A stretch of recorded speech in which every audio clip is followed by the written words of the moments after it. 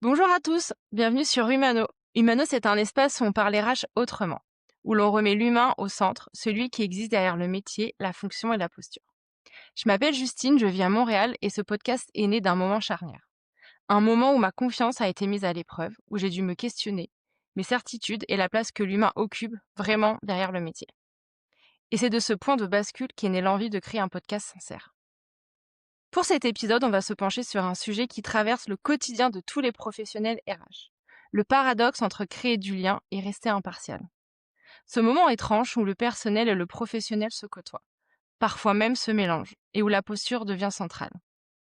On a tous vécu ces situations, ces conversations où on ne sait plus vraiment quel rôle doit prendre le dessus. Celui du collègue, du confident, du RH. On a souvent envie d'être proche, d'être humain, d'ouvrir la porte au lien. Et en même temps, on s'impose parfois de ne pas le faire, pour protéger son rôle, son objectivité, ou tout simplement le cadre de son métier. Et pour en parler, je suis accompagnée de Laure. Après 17 ans d'expérience en ressources humaines, Laure a choisi d'élargir son champ d'action en se tournant vers le coaching, la formation et le consulting. Aujourd'hui, elle accompagne des dirigeants, des managers et des équipes RH sur un point essentiel, leur posture professionnelle. Comment trouver le bon équilibre entre humanité, clarté et impact. Elle intervient également dans des contextes de transformation organisationnelle, où la posture RH devient un véritable pilier, avec une question centrale. Comment rester un repère solide sans pour autant se transformer en refuge émotionnel? Bonjour Laure, Bonjour Justine, merci beaucoup d'être là avec moi.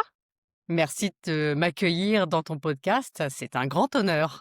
Ah merci, c'est moi qui ai l'honneur de te recevoir pour parler de ce sujet qui est quand même un point central du rôle RH. Qu'on Ouais. nous demande d'être impartial, en même temps de créer du lien, on peut parfois un peu se perdre dans cette posture ou comment l'aborder. Donc on va parler de plein de choses aujourd'hui, nous donner un peu des clés grâce à ton expertise dans toutes ces années à côtoyer les RH. Merci déjà pour cette belle présentation, hein, de mon parcours et c'est vrai que c'est un sujet, auquel je suis, assez sensible parce qu'il a un peu accompagné toute ma vie de RH en fait, hein, Bah oui, je me doute. disons-le. Et c'est aussi pour ça, que, à un certain moment dans ma carrière, je me suis, tournée vers le coaching. Qui m'a permis de trouver, beaucoup de stabilité justement, dans ma posture et la perception que je me fais du métier. Oui. Oui et puis le coaching, c'est un outil très important pour toutes les personnes coachées, d'avoir la chance de pouvoir avoir quelqu'un qui les guide, qui les accompagne dans la posture ou dans les questionnements qu'on peut avoir. Est-ce qu'on peut dire que le coaching, c'est un peu le psy au travail ou pas? Ah, pas tout à fait quand même parce que, autant le psy est très orienté sur, alors, va travailler un peu sur le passé de la personne, très tourné vers l'introspection. Dans le coaching, moi, ce que j'apprécie, c'est qu'il y a vraiment une dimension très action. On recherche vraiment avec, son coaché, des solutions, hein. Pour ceux qui nous écouteront, on n'est pas là pour trouver des solutions évidemment en coaching, mais en tout cas pour permettre à la personne qu'on accompagne de trouver ces solutions et de les activer, très rapidement. Donc on regarde vraiment vers le futur dans le coaching, ouais. Et justement, on va relier même beaucoup ton expérience avec le sujet, qu'on va traiter. Est-ce que toi, soit en tant que RH comme tu l'as été ou peut-être, dans les personnes que tu as coachées, tu as pu un peu, voir ce dilemme, ce paradoxe, du RH? Alors, avant que je ne me forme au coaching, oui, c'est un paradoxe que je vivais, avec une posture, pas facile, à trouver. Les RH ou les coachs, peut-être anciens RH qui nous écoutent, peut-être vont se retrouver dans ce que je dépeins, mais c'est vrai que c'est, c'est une posture qui n'est pas évidente à trouver parce que, on est, en tant que RH, on est, être humain, donc auprès des autres, à créer du lien.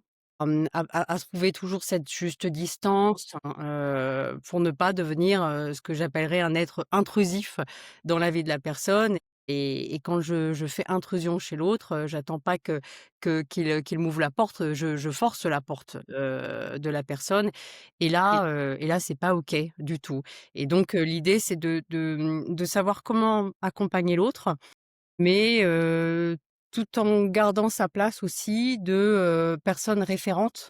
Quand on est RH, on c'est ce qu'on est, hein, dans l'organisation. Oui. Parce que en plus, cette posture-là, elle agit quand même, enfin, elle a un impact quand même considérable sur notre travail en tant qu'RH. Parce que si on maîtrise pas un peu cette posture de j'arrive à jongler entre les différents rôles en fonction de la personne qui est en face de moi, ça a un impact quand même sur notre, travail, sur la perception qu'on peut avoir de notre travail. C'est-à-dire que si, j'ai pas le bon rôle au moment où je parle à telle personne, si je suis, RH ou si je suis, la collègue de bureau et qu'on mélange un peu ces rôles au moment où on doit dire quelque chose, ça a un impact quand même un peu négatif sur notre travail. Donc c'est quand même une posture importante à maîtriser. Oui. Alors c'est vrai que tu parles des rôles, là, Justine, on peut nous attribuer plein de rôles. Sauveur, le pompier, le censeur, L'imprimante heu, ne fonctionne plus, où sont les voilà, RH? le logisticien, tu veux dire? Ça m'est jamais arrivé, mais effectivement, un certain nombre d'autres rôles, dans lesquels, j'ai pu tomber. Ouais, tout à fait, parce que quand on arrive, en tant que jeune, RH, comme ça a été, le fil conducteur de ma vie professionnelle, le jeune en études n'est pas accompagné là-dessus. Alors moi, j'ai enseigné quelques années, en master 2 à Paris 5 en ressources humaines et je me suis toujours un petit peu battue pour, faire en sorte que ce soit des matières un peu imposées, le coaching, la posture, le savoir-être en fait, hein, du RH parce que, hem Ouais, tu as parfaitement raison. Quand on sort de notre licence, notre master ou autre, on a en main les compétences techniques, gérer le légal, le recrutement ou autre. Mais c'est vrai qu'en fait, quand tu y réfléchis, on n'a pas, de clé sur la posture. non et le RH n'est pas qu'un technicien. Le RH, apporte beaucoup d'autres, éléments en interne, hein. Tout plein d'autres qualités finalement relationnelles, sociales qu'il va, ou elle va mettre en œuvre. Voilà et ça, je dirais que, maintenant un petit peu, avec cette expérience, ce recul, qu'on l'apprend beaucoup sur le terrain et que c'est pas évident. On peut donner évidemment des éléments, à des jeunes en master, mais après c'est vraiment l'expérience, le vécu terrain qui va faire que le RH va de plus en plus se renforcer, dans sa posture et normalement se sentir plus à l'aise. C'est ça. Après le vécu terrain, c'est bien quand même, mais c'est vrai que ça prend plus de temps. Quand tu vis des choses sur le terrain, ça prend plus de temps, tu peux plus te tromper et le temps que tu te armes, correctement, ça prend plus de temps. Bien Mais c'est sûr. vrai qu'en effet, moi j'ai appris sur le terrain à gérer mes postures en fonction de à qui je parle, ce que je dois dire, le contenu aussi de ce que je dois dire et parfois oui, bah, tu te prends un peu des murs parce que moi, je pense que en tant que RH, après tu me diras si j'ai raison ou pas, il y a la posture que toi tu dois avoir, mais je pense que tout le monde n'est pas fait pour, l'interlocuteur du moins, tout le monde n'est pas fait pour le comprendre. Peu de personnes peuvent comprendre que, parfois je vais avoir le rôle de RH, donc si Mmh. j'ai besoin de te recadrer ou si, bah, je sais Mmh. pas, tu as été absent et qu'en fait, bah, c'est pas normal, je dois avoir un justificatif par exemple, bah, en fait là je suis pas la collègue de travail, je suis ta RH et je pense que tout le monde on peut et je pense qu'en tant que RH on peut pas avoir on peut pas se lier au bureau avec tout le monde qui peut vraiment avoir cette compréhension.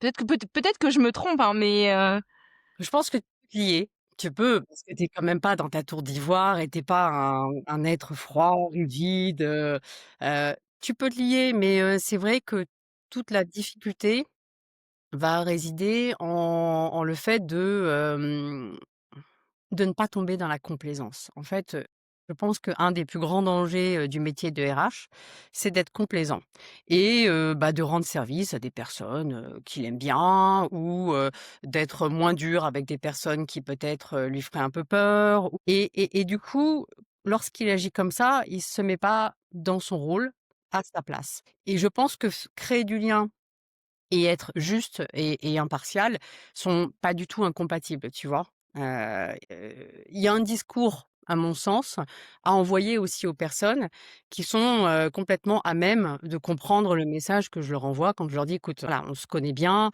on s'apprécie, heu, or là, tu vois, dans ce que tu me présentes, il y a vraiment des choses qui sont négociables ou non négociables, acceptables ou non acceptables. Et là, je suis à ma place quand je fais preuve de cette forme d'assertivité vis-à-vis de la personne. Et je me fais d'ailleurs davantage respecter en agissant ainsi qu'en agissant différemment. À mon sens, hein. Je suis d'accord avec toi, mais justement, si tu avais des clés à nous donner, est-ce que, il suffit de le verbaliser? De dire, imagine, voilà, on a tous une collègue de travail ou un collègue de travail avec qui on s'entend bien, mais là, on doit mettre un peu, le masque du RH. Est-ce que il faut le verbaliser, dire: «Bah, voilà, là, c'est la RH qui te parle». Est-ce que l'endroit, enfin, l'environnement aussi, est important? Le rendez-vous est dans le bureau, enfin, ou est-ce que c'est une posture un peu non verbale qui, ou alors tout de suite, le communiquer et dire: «Bah, voilà, là, je suis la RH, je suis pas Justine, ta copine, de travail, de bureau». La communication, c'est vrai que, on envoie plusieurs messages, enfin, on envoie un message, mais véhiculé à travers le mot, à travers, l'intonation, à travers, son corps, hein, ce qu'on appelle le body language et c'est vrai qu'au moment où tu vas, passer un message qui est, celui un petit peu de remettre l'autre dans un cadre, toi, te convient et dans lequel tu sens que c'est ton rôle et ton job, de l'y amener. C'est vrai que ton message va s'accompagner quand même d'une posture, peut-être plus ferme, peut-être plus ouverte, peut-être plus assumée aussi. Donc, l'un va accompagner l'autre, à compter du moment où tu veux, où tu es dans ton authenticité, en fait. Mmh. OK, et je pense que c'est aussi important pour les autres autour, que tu sois, impartial avec, bah, ta copine de bureau, Sûr. avec le collègue avec qui tu aimes bien manger le midi. Je pense que l'image aussi est importante, et ça fait aussi partie, j'en parlais, dans mon autre podcast avec, Clément, ça fait aussi partie de ta crédibilité RH de pouvoir se dire, Exactement. «OK, Justine, Laure, c'est la RH de l'entreprise.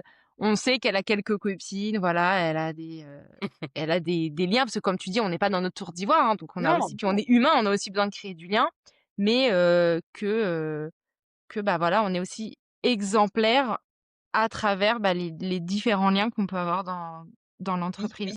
bah, oui, parce qu'il y a quand même évidemment des gens que tu affectionnes beaucoup, dans le contexte entreprise. On a des peut-être que même, alors moi je faisais partie, de celles qui ont pu créer des amitiés aussi dans le contexte entreprise. Bon, heureusement, un certain nombre de mes amis étaient dans la filière RH, c'est facilitant. Mais effectivement, je pense que les premiers pas sont durs.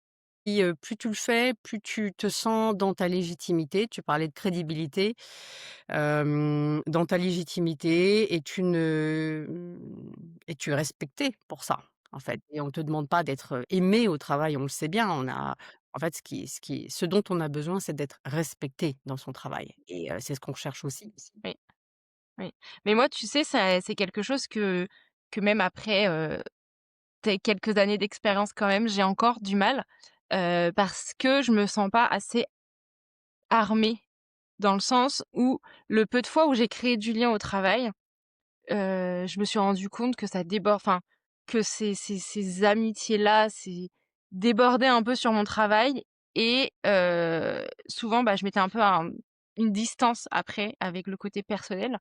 Parce que le peu de fois où j'ai créé du lien, la personne en face, alors peut-être que c'est moi qui imposais mal mes limites, mais la personne en face, je sentais, tu vois, je vais prendre un exemple, il y avait, eu un licenciement dans l'entreprise, et la personne, donc cette copine l'avait entendu, mais elle savait pas qui c'était et du coup, forcément, elle vient me voir. Mais voilà, même si je sais pas gérer, enfin, même si je suis pas armée, je suis quelqu'un de très loyal et la discrétion, c'est voilà, c'est très important pour moi donc je lâchais pas, je lui disais pas, mais à un moment donné, j'étais épuisée de me dire: «Mais en fait, elle me comprend pas, en fait. Elle comprend pas que, là, c'est un peu, elle dépasse les limites» et en plus de ça, je me disais: «Bah, elle comprend pas mon travail et c'est un peu me manquer de respect» et du coup, j'avais mis un petit peu de distance avec cette personne parce que j'arrivais plus à jongler entre Justine RH et Justine la copine, de travail, tu vois?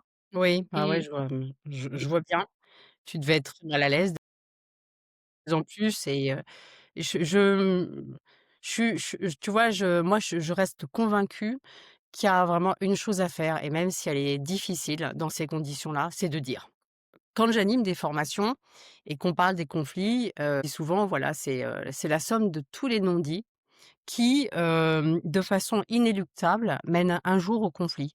Dire les choses, c'est vrai que c'est un acte de courage. Faut y aller, vraiment, on sait que ça va pas forcément plaire à l'autre et en même temps, je pense qu'on se sent tellement bien d'avoir dit ce qui nous pesait et si on le dit bien, personne en face peut le comprendre, peut l'accepter. Après, il faut y mettre aussi la bonne forme. Il faut pas trop noyer son message non plus, mais je crois que tout peut se dire à compter du moment où c'est bien dit. donc en fait, dès le départ, faut imposer ses limites un petit peu. Bah, tu poses ton cadre, c'est comme si, tu vois, autour de toi, tu avais, soit une grosse bulle ou, voilà, un périmètre qui est impénétrable. Voilà et parfois on le fait complètement spontanément, quand on se promène dans la rue, on n'a pas envie que les gens, viennent trop vers nous ou nous approchent de trop près. Bah, au travail, ça devrait être exactement la même chose. On est dans un rôle, c'est pas toujours nous, tels qu'on est dans la vraie vie, en famille, avec les enfants, le conjoint et cetera, les amis, mais au travail, on est dans un rôle et ce rôle nous, j'allais dire nous oblige, mais c'est un peu fort, nous amène, pour bien le vivre, à poser effectivement un périmètre, certains diront des frontières, d'autres des limites, mais en tout cas, tout ce qui n'est pas acceptable, il faut le dire et ce qu'il est aussi, que ce soit des amis, des, des IRP, même des managers, hein. C'est pas toujours facile parce que le RH, c'est aussi, a pour client les managers de l'organisation, mais c'est pareil, ils n'ont pas tous les droits et avec eux aussi, il faut poser un cadre. Et justement, est-ce que tu aurais des petits conseils sur en termes de posture pour justement tu parlais, d'assertivité. Est-ce que tu peux un Ouais. peu, pour ceux qui nous écoutent, leur donner un peu des clés pour avoir le courage aussi d'imposer ses limites, des petites choses auxquelles ils peuvent se raccrocher quand ils sont dans ces situations-là? Oui, tu parles de l'assertivité, donc pour les personnes qui nous écoutent, l'assertivité, c'est une forme d'affirmation, mais c'est une affirmation qui est respectueuse, en fait, déjà de toi-même, parce que tu dis ce qui compte pour toi, ce dont tu as besoin pour bien vivre la relation avec l'autre et puis la façon que tu as de le dire est respectueuse de l'autre. Donc l'assertivité, c'est je me respecte et je respecte l'autre. Souvent, on utilise en fait des outils dans le cadre de l'assertivité. Le premier outil, c'est de dire. Déjà de dire: «Je pose mes frontières, je pose mes limites» et c'est souvent peut-être à travers le feedback, qui est un 1er outil de l'assertivité, qu'on va dire les choses à l'autre. Comment je me sens, ce qui s'est passé, comment je me sens, quel impact ça a sur moi, dans mon rôle, dans la relation que j'ai avec toi et qu'est-ce que j'attends de toi, du coup, à présent. Ouais, est-ce que tu es d'accord et cetera. Ça C'est un c'est un peu un 1er contrat tacite. même explicite. Même explicite parce que le feedback, tu es vraiment dans l'expression, le dire, tu vois? Et ça, j'avoue que c'est un outil qui est pas bien utilisé encore. Le feedback, moi, tu vois, quand tu me le dis après moi, je sais ce que c'est parce que, j'ai fait des formations, feedback avec une certaine coach qui s'appelle Laure. Du coup, oui, le feedback, pour moi, c'est juste un retour un peu d'expérience ou un retour de ce qui s'est passé. Mais en effet, le feedback, pour ceux qui ont pas vraiment, fait de formation ou autre, il y a un vrai, comment dire? Un c'est un vrai concept avec vraiment des étapes, des étapes quand même assez concrètes, sur, ce que comme tu l'as dit, ce que je ressens, quel impact, des choses que la personne en face ne peut pas vraiment, dire oui ou non parce qu'il y a un ressenti qui est, exprimé.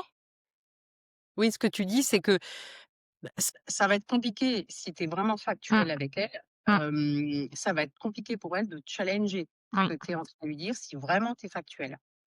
Et si tu as une émotion qui vient et que tu lui dis: mmh, «Voilà, moi je me suis sentie déçue, je me suis sentie, énervée», elle va pas non plus pouvoir trop te challenger en disant: «Bah, non, non Justine, c'est pas vrai, enfin je pense pas que tu te sois quand même sentie à ce point-là déçue». En fait, ça t'appartient et ouais, ça pareil, l'émotion est non négociable, elle t'appartient, point. Donc le feedback, je dirais que c'était quand même un 1 outil que le RH peut utiliser. Comme autre outil, moi, ce que je verrais quand même bien, c'est la gestion de tes émotions parce que quand même en RH, il y a beaucoup d'émotions, il y a de alors il y a quand oui, même un peu de joie, hein, j'allais parler des émotions pas forcément agréables, mais on a quand même de la des vrais moments de joie, de réussite, voilà et puis à d'autres moments on peut être un peu triste, on peut être un peu en colère, on peut aussi avoir peur de ce qui peut se dessiner pour telle ou telle personne ou pour l'organisation. Donc il y a beaucoup d'émotions et ce qui est important aussi, dans notre relation avec les autres, c'est pas de rester complètement apathique, hein, évidemment. On est des êtres d'émotion, donc on est des êtres humains, donc allons-y jusqu'au bout, mais c'est aussi dans nos émotions de savoir un peu les gérer malgré tout. Et de pas être dans des débordements, qui en plus pourraient faire un peu peur, déstabiliser, puis mettre en jeu notre crédibilité aussi, à nous, quoi. Ça, c'est important, je pense, dans les RH. oui, oui, oui, puis souvent nous on n'a pas de soupape, enfin souvent enfin dans les grandes structures où le pôle RH est assez grand, l'avantage c'est qu'on a des pairs avec qui on peut partager, nos émotions, qui parlent le même langage que nous, qui nous comprend. Mais dans les structures qui sont un peu plus petites où les pôles RH sont souvent une ou 2 personnes, en effet on n'a pas de soupape où on peut un peu extérioriser, bah, les émotions, la frustration, toutes ces émotions qui ont besoin, bah, d'être évacuées. Donc oui, la gestion de ces émotions.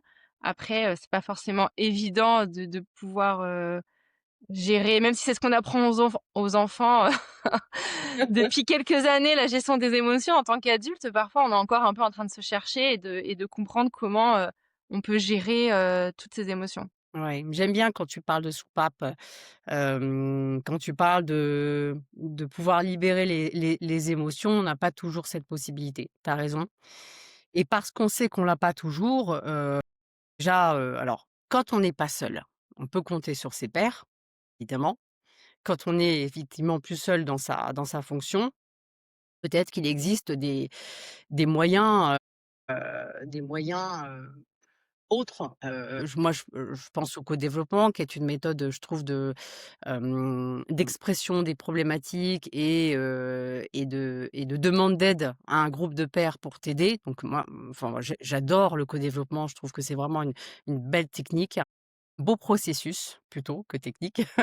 Peut-être aussi de la supervision de RH, ça existe aussi. Faut même pas oublier qu'on a aussi un manager et que c'est, le manager peut aussi être une personne complètement accessible, à qui on peut justement, bah, révéler parfois ses craintes, ses préoccupations, son trop plein, hein, L'émotion. voilà.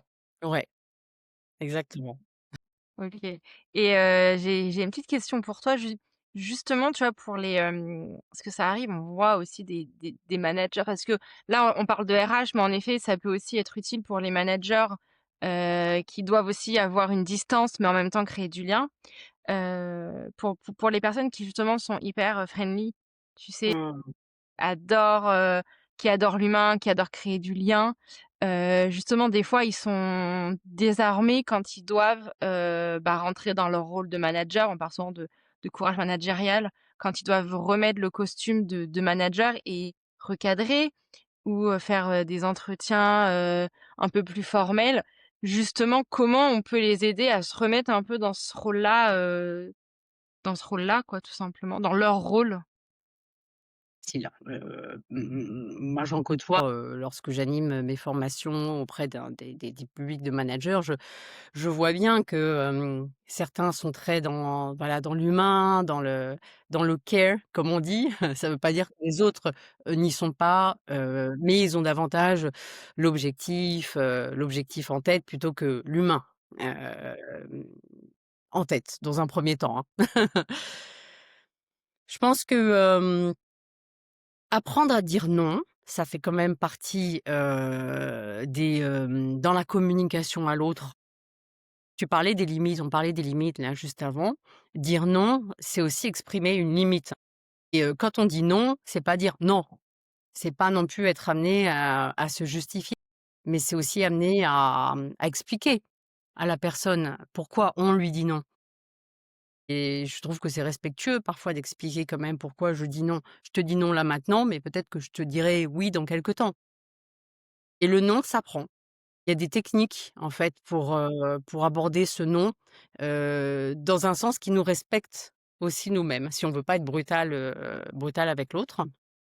Et et en plus, on a un peu aussi cette image, l'image du RH en fait qui est un peu, en équilibre, tu vois?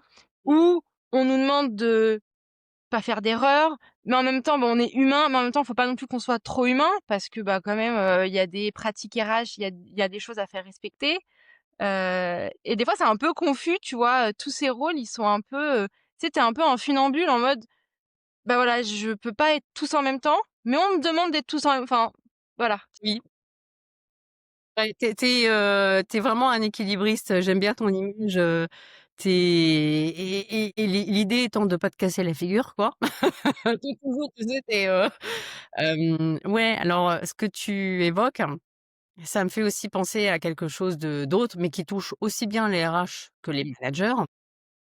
Et la notion de l'empathie versus la sympathie et c'est vrai que je rencontre beaucoup de managers dont c'est le problème. C'est comment ne pas être trop, aller plonger trop dans l'autre, dans l'émotion de l'autre, dans le côté hyper friendly parfois, dans voilà, heu, comment être juste sans être trop et c'est vrai que je suis souvent amenée en fait, à leur expliquer, quelles sont les différences entre, bah, le manager empathique et le manager, sympathique et c'est vrai que, bah, dans un cas, la sympathie et d'ailleurs, la racine, nous le montre, hein, c'est le côté un peu symbiose, symbiotique. Je vais vraiment complètement m'associer aux émotions de l'autre, je vais me noyer avec lui dans ses larmes. Mais c'est peut-être sympa sur le moment, l'autre, voit bien qu'il est pas seul et qu'il y a quelqu'un qui est là, qui est physiquement là et qui comprend et en même temps, moi en tant que RH ou manager RH, je vais pas servir à grand chose parce que je vais pas aider l'autre. Alors qu'en empathie, je suis conscient de ce qui se passe déjà en moi. Je sais quelle émotion je ressens, qui n'est pas forcément l'émotion que l'autre en face ressent. Déjà, je comprends que je suis pas à ce niveau-là en symbiose émotionnelle et puis et en le comprenant, essayer quand même de l'aider et donc je lui ai demandé alors la phrase clé qu'on est, souvent amené à poser, c'est: «Bah, de quoi tu as besoin? Qu'est-ce qui pourrait être aidant maintenant pour toi?» et ça, c'est aussi donner la confiance aux personnes parce qu'elles savent de quoi elles ont besoin. Alors que moi, je pense savoir, je crois, mais en fait, c'est d'après ma vision du monde, donc je ne sais pas. Oui, oui. En fait, ce que tu nous expliques, c'est qu'en tant que RH, on peut ressentir de l'empathie, Ouais. quand voilà, on a un collaborateur en face qui est plus ou moins en détresse ou qui vit des choses aussi personnellement qui est pas évidente. On peut pas forcément être sympathique avec tout le monde parce qu'on est aussi humain et on a aussi besoin de se protéger des émotions des autres et puis en plus de ça, c'est pas l'aider d'être dans la sympathie, mais que, bah, ça n'empêche pas qu'on fait preuve d'empathie, qu'on comprend ce que l'autre vit et surtout, comme tu dis, c'est cette question un peu ouverte de quoi as-tu besoin?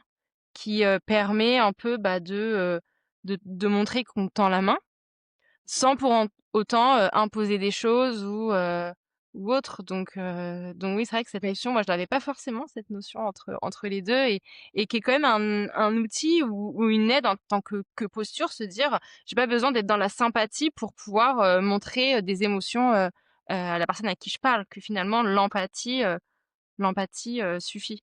Exactement, tu as totalement raison, l'empathie va suffire à ce que l'autre voit que j'ai compris ce qui l'animait à ce moment-là. Et déjà que l'autre comprenne que je comprends ce qu'il a, dans quelle émotion il est, c'est déjà un pas énorme pour la personne. C'est déjà aidant, de ne même pas être dans le déni, en fait, de ce qu'elle est en train de ressentir. Donc déjà je suis présente, quoi, dans l'échange et je joue mon rôle. Si je tombe dans la sympathie, c'est le risque, tu as dû déjà en entendre parler, c'est de tomber dans ce fameux triangle. Tu sais, le triangle, victimaire où tu as une victime, que je un et donc quand tu as une victime, tu as un sauveur et puis, le voilà, tu oui et puis qui peut de la victime peut devenir le persécuteur, finalement du sauveur qui a voulu se mettre dans le système en agissant à sa place, en pensant à sa place et donc en lui laisse plus du tout d'autonomie et en fait, personne que tu pensais sauver va pas tellement être contente de ce que tu as fait peut-être à sa place, initiative que tu lui as pu prendre sans lui poser la question et ça se retourne contre toi et là, tu deviens en fait la victime de la personne que tu voulais sauver et en fait, cette personne devient donc ton persécuteur. Tu te sens mal, en fait, c'est là que tu te dis: «Je pensais être utile, en fait, j'ai pas du tout été utile» et c'est vrai que le RH, on trouve quand même des gens dans la fonction qui sont arrivés dans ce métier parce qu'elles sont animées, l'autre les anime, l'envie de d'aider, d'être utile et cetera quand même, Ouais, mais les c'est fatigant, enfin, l'énergie aussi que parfois tu peux mettre dans ouais, certaines choses, tu vois, des fois, ça peut faire du bien de, je sais pas si c'est vulgaire, mais de se foutre la paix, dans le sens où on peut pas, aider tout le monde, et c'est frustrant, hein, quand tu as des personnes, parce que des fois tu as un peu du côté social aussi, malheureusement, tu parles à de l'humain, donc il y a du côté social avec des personnes qui peuvent être en détresse ou vivre des choses, très dures personnellement. Mais en fait, parfois, c'est accepter que, bah, tu pas le sauveur et que tu peux pas, sauver tout le monde, même si ça reste dur parce qu'on gère de l'humain, on est face à de l'humain, et on est très empathique. Mais en fait, se dire: «Bah, là, c'est hors compétences, en dehors de mon champ de compétences». exactement et c'est très important, je trouve, ce que tu dis et c'est presque une des compétences essentielles et il y en a pourtant, des savoir-être, au-delà des savoir-faire, plus techniques liés au RH. Mais celle-ci, à compter du moment où tu comprends ça, tu vis beaucoup mieux ton job de RH. Ouais, mais c'est vrai que pour avoir eu affaire parfois à des choses, très dures, hein, des personnes qui vivent des choses très dures, bah, tu rentres chez toi un peu avec cette charge émotionnelle, et tu te dis: «Mais j'ai rien, enfin, je peux rien faire». J'ai envie, mais en fait, est-ce que si je le fais, je dépasse mes limites? Est-ce que si je le fais, je vais trop loin? Mais en même temps, enfin voilà, c'est un paradoxe, c'est pour ça qu'on en parle aujourd'hui. C'est des dilemmes qui parfois sont durs à, ouais, Bien sûr et puis tu sais, il faut pas non plus trop se la raconter à un moment. Il y a vraiment des choses dans l'entreprise, des événements qui te marqueront de plein fouet, hem et là, tu t'immergeras en fait et j'allais dire: «C'est comme ça, c'est tout» et c'est complètement normal encore une fois, on est des êtres humains, hein. On est humain. et justement, moi, j'aimerais bien que tu me donnes des tips, déjà pour moi, mais aussi pour ceux qui nous écoutent, heu, pour essayer un peu, moi, j'aimerais bien, tu vois, là, dans ma prochaine expérience, me dire: «Bah, je vais essayer quand même de créer du lien avec les collaborateurs», parce que, je vais être dans une entreprise où je serai un peu seule RH, et du coup, il y a quand même 70 collaborateurs, et j'ai quand même envie, bah, de créer du lien. Je veux pas juste être la RH, et puis voilà. J'ai aussi envie de créer du lien. Est-ce que tu as des petits tips à nous donner pour, bah, pour qu'on puisse, ouais, avoir un peu, enfin, voilà, pour qu'on puisse réussir à créer du lien tout en, affirmant, bah, le fait qu'on soit RH et qu'on peut pas, trop créer du lien, enfin, voilà. Déjà, je moi, ce qui me vient là, 1er lieu, quand tu dis ça, si j'étais à nouveau dans ce rôle, voilà, maintenant je suis sortie, de l'entreprise, j'évolue plus dans le monde vraiment en prise avec les salariés, je veux dire. Première chose, c'est que, par mes comportements et mes actes, j'incarnerai vraiment les valeurs que je veux porter. Parce que le RH, il est imprégné de tout plein de valeurs, hein, la loyauté, la confidentialité, la réserve, le respect, et cetera. Et rien qu'en les incarnant, en fait, dans mes comportements du quotidien, j'enverrai un message très fort aux autres de qui je suis. Et à compter du moment où j'incarne tout ça, je laisse moins la porte ouverte aux autres. Est-ce que ça veut dire qu'il faut quand même faire une introspection un peu sur soi avant? Tu vois? Est-ce que moi, je dois me poser et me dire: «OK, là, je veux commencer un nouveau travail, quelles sont mes limites? Quelles valeurs je veux incarner? Et qu'est-ce que je ne veux surtout pas?» Oui, je trouve que c'est une très bonne idée. On parle d'introspection et on n'est pas toujours, dans le recul de soi quand on est au travail. Quand j'accompagne des managers, moi je leur dis souvent, déjà pour accompagner des gens, il faut se connaître soi-même. Il faut connaître, son mode de fonctionnement, ses besoins, ses valeurs, tout ce qui nous nos cailloux dans la chaussure, nos urticants, voilà. Il faut identifier tout ça. Quand on les a, c'est vrai que, c'est très juste ce que tu dis, ça te permet en fait de poser davantage le cadre de ce que tu seras en capacité d'accepter sans problème et en revanche, de ce qui ne rentrera pas du tout dans tes valeurs et là, ça fera friction et pour ne pas en arriver à la friction, il faut déjà de toute façon, dès le démarrage, que tu envoies aux gens des signaux de qui tu es. Voilà, donc de faire respecter, bah, en entreprise, enfin moi, j'en reviens souvent à la complaisance, hein. C'est une petite phrase qui passe et qui peut être sexiste, voilà et l'idée, c'est de tout de suite de façon sympathique, cadrer un peu la personne pour ne pas que ça se reproduise et pour tout de suite aussi lui envoyer le message qu'avec elle, ça se passera jamais, en fait. Voilà. C'est, vraiment des éléments comme ça et dès le début, en fait, c'est d'avoir le courage de poser, en fait, les mots, de le dire. C'est ça les limites, hein. Poser des limites, et au-delà de les avoir dans ta tête, tes limites, hein, ce qui est déjà un grand pas, de savoir, ce qui n'est pas acceptable pour toi, ou acceptable. Les écrire, ça permet dans des moments où tu t'es un peu perdu, où tu Oui, doutes aussi, te oui, dire: «OK, comme tu dis, il y a eu une remarque sexiste, j'ai pas recadré parce que, 1000 raisons» et se dire: «Est-ce que j'ai pas, "déconné" entre guillemets? OK, moi j'avais ça comme valeur et en fait là, je les ai pas du tout respectées donc je pense que c'est important et tu sais quoi? Je vais même le faire. Tu vois, avant de commencer mon nouveau job, je vais me faire ma petite liste et je vais faire mes limites et comme ça, tu vois, quand dans des moments un peu de doute ou où tu sais pas trop aussi comment tu dois, bah, te positionner ou autre, bah, c'est un petit rappel de ce que tu t'étais, promis entre toi et toi. ouais, c'est le côté vraiment, wake up call, quoi. Tu vois? De toute façon, la valeur, ce qui compte enfin, la valeur, c'est ce qui est important pour nous, c'est ce qui compte pour nous. Donc de toute façon, à partir du moment où une personne a été challenger tes valeurs par son comportement, par ses paroles, tu vas te sentir mal. Il y a quelque chose qui va te révolter, tu vois, à l'intérieur de toi ou, sans te révolter, qui va vraiment, susciter un énervement, une petite colère, voilà. Et là, tu le sais. Dès que ça arrive, tu le sais, tu notes ton émotion, tu essayes de faire le lien entre pourquoi je suis en colère quand j'ai entendu l'autre, qu'est-ce qu'il a dit qui a froissé qui je suis ou les valeurs que j'ai. Et ça, tu dis: «OK, maintenant je le sais, peut-être que cette fois-ci j'ai laissé passer, bah, c'est OK, hein, je vais pas non plus m'en vouloir des années.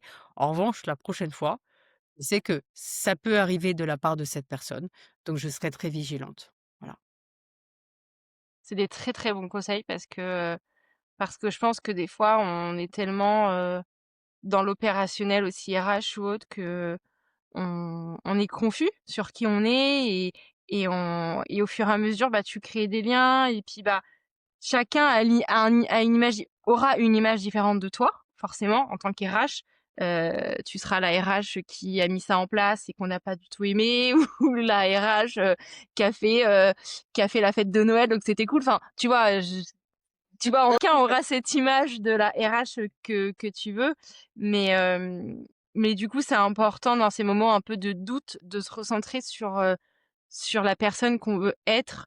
D'abord, dans ce côté RH, mais encore une fois, il y a des humains derrière qui ont des valeurs, qui ont des limites et je pense que parfois, comme tu dis, c'est quel RH je veux être, qu'est-ce que je veux incarner finalement, dans ce travail-là et au final, si tout cumulé, je me rends compte que souvent je me suis bafouée ou souvent j'ai été confuse, c'est que peut-être aussi, bah, l'entreprise ou le rôle, bah, ou ce rôle-là ne me convient plus pour l'instant et Oui, peut-être, tu vois, non mais c'est important, moi je trouve que enfin vraiment, je vais me le faire ce week-end, tu vois? Avant de commencer, je vais vraiment me faire cette petite checklist pour me raccrocher.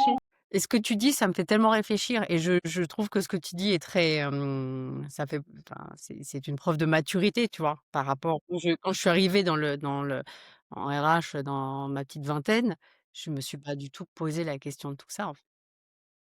Et là, de t'entendre dire: «Allez, je vais poser tout ça, le cadre», Alors après, je suis pas dans la vingtaine. Si tu crois que je de la sais, vingtaine, ça me plaît, franchement, c'est le un message. compliment, c'est un super compliment, merci beaucoup, mais malheureusement, tu peux rajouter 10 années de plus.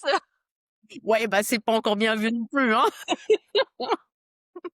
Mais en effet, moi aussi, quand je suis arrivée en tant qu'RH, en plus, vraiment, j'en parlais la dernière fois dans mon podcast sur la crédibilité quand tu as des managers, vraiment seniors, soit en âge, soit en expérience, qui peuvent un peu te déstabiliser et aussi te faire croire des choses. Tu sais, des fois, on dit: «Oui, mais il est comme ça» ou alors: «On le connaît, oh, on la connaît, il est comme ça, il est comme ça». Et en fait, bah, tu pas dire, tu dis: «Bah, c'est comme ça, moi je viens d'arriver, j'ai comme tu dis, j'ai 20 ans ou autre, ou c'est mon premier jour. Est-ce que je vais tout de suite mettre les pieds dans le plat?» Mais en fait, c'est important de savoir, est-ce que je veux travailler des années et des mois avec un comportement, tu vois? Ou est-ce que, bah, en fait non, je voilà, j'ai mes limites, je sais, où est-ce que je veux aller, la distance, le lien que je veux créer et ça en fait, c'est pas, un environnement acceptable aussi. On peut pas tout recadrer chez les autres, comme on peut pas non plus tout accepter. Il faut savoir, tu vois, je te parlais de l'acceptable, non négociable. Non acceptable, il faut aussi savoir, peut-être négocier des choses avec les gens, tu vois? Quand on donne un feedback, ou quand on donne un feedback, j'allais parler du recadrage, mais pas vraiment, on essaye de trouver une solution avec la personne pour que ce que le comportement qu'elle a mis en œuvre, qui a provoqué chez toi une émotion et qui a eu un impact, se reproduise pas, tu vois? Et là, on peut négocier quelque chose avec la personne. On sait qu'on pourra pas non plus changer à 100 la personne. Donc si elle a des irritants, bah, un moment, voilà, je est-ce que je vais m'y faire? Pas. Et là, tu parlais de, bah, voilà, peut-être que c'est l'entreprise ou voilà, parce que l'entreprise aussi fabrique, c'est un système et les gens, si tu veux, ils adhèrent au système. Il y a des cultures, qui vont prôner, tel comportement, d'autres cultures qui vont en prôner d'autres et cetera. Donc comment moi j'adhère à ça et est-ce que c'est bon pour mes valeurs? Est-ce que c'est compatible? Avec qui je suis. Mmh. Ouais, Très bien, exactement. super. Franchement, moi, je crois que c'est un sujet, C'est, que je pourrais parler, tu vois, oui, non, mais des heures parce qu'en vrai, c'est le moi aussi. quotidien du RH de jongler, de jongler. Ouais. Pour finir, est-ce que tu pourrais, donner aux personnes qui nous écoutent et qui sont, en plein dedans dans ce dilemme ou dans des situations où qu'ils ont vécu, récemment ou autre, petit mot de la fin? Moi, ma grande conviction, c'est que, on écoute souvent son cerveau, sa tête, hein, tu vois, sa raison, mais en fait, tout passe beaucoup par le corps et les émotions. En fait, notre corps, il va énormément nous parler quand on se sent mal, quand on est, voilà, tu vois bien, il y a des moments où tu vas te faire le dos un peu rond comme ça, d'autres, tu vas te tenir, tu vas être fier comme ça. Je crois qu'il faut vraiment s'observer. Si on se sent pas bien, c'est que dans le système, il y a quelque chose, qu'on doit, aller justement résoudre ou, sur lequel il faut qu'on se pose, les gens avec lesquels on doit parler. Donc, il y a vraiment des actions à mettre en œuvre. Ça ne veut pas dire que l'entreprise et sa culture ne nous vont pas. C'est peut-être que, Moi, en tant que RH, j'ai besoin de changer ma perception sur un certain nombre de choses et que je dois questionner. C'est un job qui est fondamental dans l'entreprise. Comme il est fondamental et très attendu, les gens s'en font il y a plein de fantasmes, hein, c'est un job fantasmé, et je pense fondamentalement que, les RH d'aujourd'hui, les RH de demain ont leur place, face à une IA. Voilà, l'intelligence artificielle, elle est là, elle est déjà bien intégrée dans les métiers, RH d'ailleurs, et toute la plus-value du, des responsables RH, des DRH, ça va vraiment être de créer du lien. De créer du lien, alors on est tout dans le tout en respectant l'impartialité, tout en n'allant pas trop dans la sympathie, tout en mais créer du lien parce que je crois qu'on peut pas s'en passer. Les personnes en ont cruellement besoin dans les entreprises et que, effectivement, c'est un job à enjeu. C'est un job, qui est passionnant et en même temps, complexe. Mais je crois que c'est important de poser des intentions de quel RH on veut être. C'est exactement ce que tu disais. Qui je veux être dans la fonction RH? Je veux incarner qui?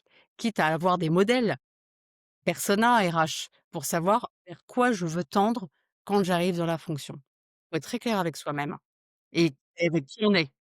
Et je pense même que au delà de qui je vais être en tant que RH, qu'est-ce que je suis capable de faire? OK, je vais être le RH, sympathique, friendly, mais derrière, est-ce que je suis capable, quand il le faut, de pouvoir, recadrer, faire un recadrage? Est-ce que je suis capable de dire non ou pas? C'est important aussi de savoir, bah, c'est des limites, en fait, finalement. C'est des essentiels et puis ne jamais non plus perdre de vue, pour qui je bosse. Fait, pour qui je travaille. Je travaille aussi pour la direction. Alors c'est toujours le rôle délicat des RH qui est c'est un peu, voilà, coincé entre les collaborateurs d'une entreprise, la direction. Mais malgré tout, je suis, en tant que fonction support, je suis aussi, au service de la direction, tout en étant dans mon utilité pour les collaborateurs, les managers et cetera. Mais, ne jamais perdre fondamentalement de vue pour qui je travaille et quelles sont les attentes de ceux pour qui je travaille. Tout en étant quand même, tout en restant un peu moi-même. Bien sûr. Voilà. OK. Super. Bah, merci beaucoup Laure. Franchement, j'ai vraiment apprécié, bah, parler de ce Moi aussi. je pourrais encore continuer, mais bon, je pense que je Ouais, pense que pour les ouais, ouais. personnes qui nous écoutent, c'est déjà très bien, déjà beaucoup. Donc merci beaucoup. Merci à toi et merci pour, on en parle depuis longtemps, hein, toi et moi, hein, de cette posture et d'en parler, même si, je pense que les auditeurs, le comprendront. Il y a plein de choses encore qu'on peut dire, mais voilà, point trop n'en faut. Voilà, c'est ça. Au pire, on refera, un autre épisode à ce sujet-là avec plaisir.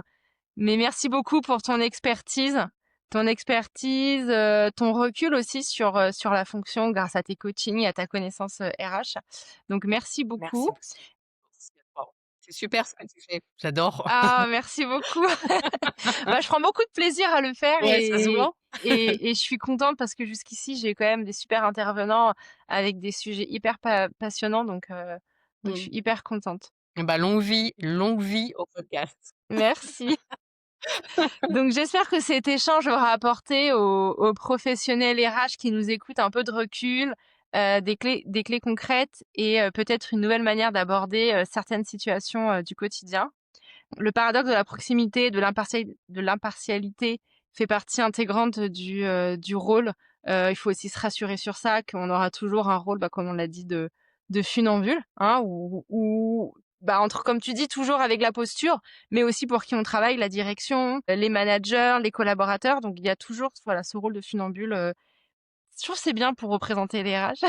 Ouais, j'aime bien aussi l'image. Donc si vous avez aimé, pensez à liker, partager, commenter, ça m'aidera énormément pour les prochains podcasts et on se retrouve très vite pour un nouvel épisode. Voilà, restez confiants. Merci. Merci Justine.